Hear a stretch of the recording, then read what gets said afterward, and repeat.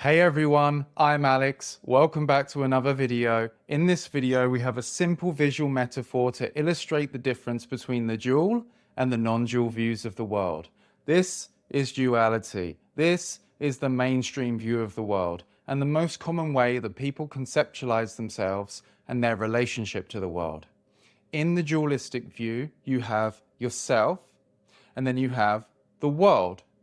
You have yourself and you conceptualize yourself to be a separate, limited individual, and then you have the rest of the universe, which contains the world and other people or objects or things. And there's an imagined separation between you and other people, objects or other things.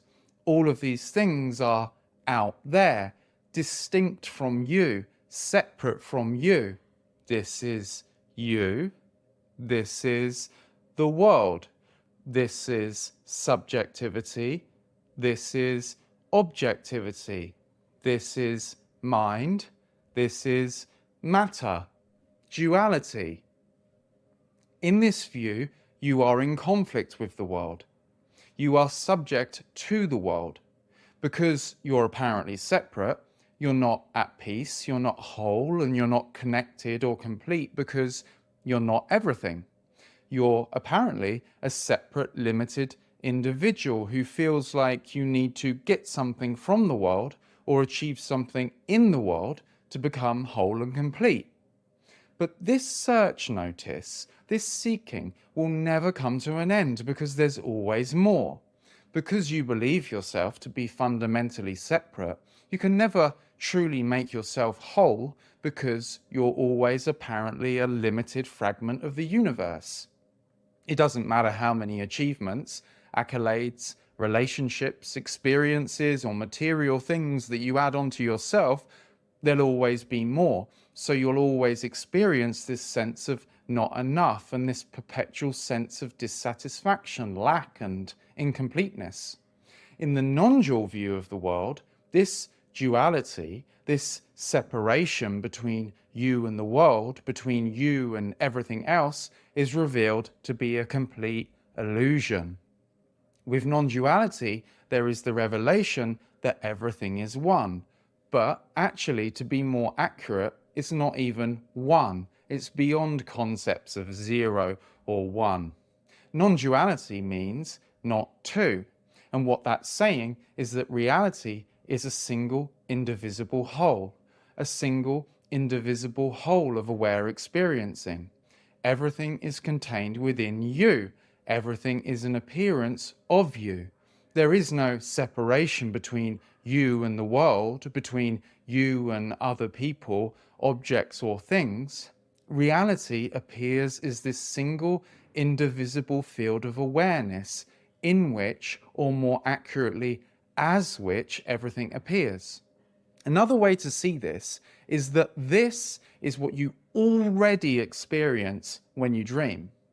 When you're asleep in a dream and you don't realize you're dreaming, you believe in duality. You believe that you're a separate, limited individual who's in a dream world, and you believe that the dream world and the objects in the dream and the other dream characters are out there in the dream world, distinct and separate from you. But when you wake up from the dream, or you go lucid in the dream, you realize, hang on a minute, this isn't a separate dream world out there that I'm perceiving. This is actually all my dream. This is my consciousness appearing to itself. All of these other objects, buildings, trees, and other dream characters are actually me. They might appear to be separate, they might appear to be out there, but actually they all appear within me. I am the whole dream. I am everything. If I hurt another character in the dream, it's just me hurting part of myself. If I'm a victim to something that's happening in the dream, or I appear to be dreaming a nightmare, it's not ultimately real. It's my dream, my creation, and ultimately, I can dream any dream. What non-duality is saying is that this is what's happening right now. This reality is exactly the same. It just seems more solid. It just seems more real. But in reality, it's the one consciousness appearing to itself. In the dream, other dream characters, as in people and animals, do have their own subjective experience too. There is apparent individuality and apparent separate experiences, but in reality, we're the same one consciousness, dreaming the dream from different perspectives, all at the same time. You already are whole because you already are everything. You are the dream and the dream characters, and nothing needs to be added on to you for you to be whole and complete. The dream stops being something that you need to arrange in a certain way to be satisfied, and instead turns into a celebration of the fact that you're dreaming, and a game about all of the wonderful things that you can do in the dream. A lot of people think that what we call non-dual realization, otherwise known as awakening or enlightenment, is some special state of consciousness that you have to do something to achieve. And it is true that certain processes appear to lead to awakening. Maybe someone meditates, takes a psychedelic, or does self-inquiry, or goes to a radical non-duality Zoom meeting, and there appears to be this falling away of this illusion as a result. And so I'm not saying don't do these things, but with non-duality, ultimately, there is the revelation that all of these processes can just have you spinning in circles, and they can just end up in more seeking to try and find what's already here. It's not that these processes aren't relatively useful, but once you get the message, you can hang up the phone. Because when there is true awakening, it is seen that ultimately no process or practice can lead to this, because this is already the case. More meditation, psychedelics, self-inquiry, or more listening to non-duality speakers hoping to get something can turn into something that simply perpetuates the illusion. I'm not saying don't do those things. They can be amazing for personal growth, or deepening your understanding on the level of the mind, or changing the way that you think and feel. But don't let them turn into something that never-endingly suggests that there's always something more that you need to do to realize you're already whole, to realize this. There is no special state of consciousness that's happening here that isn't happening there. There is no special knowledge that I have over here that you don't already have. The only difference is that you might claim that there is.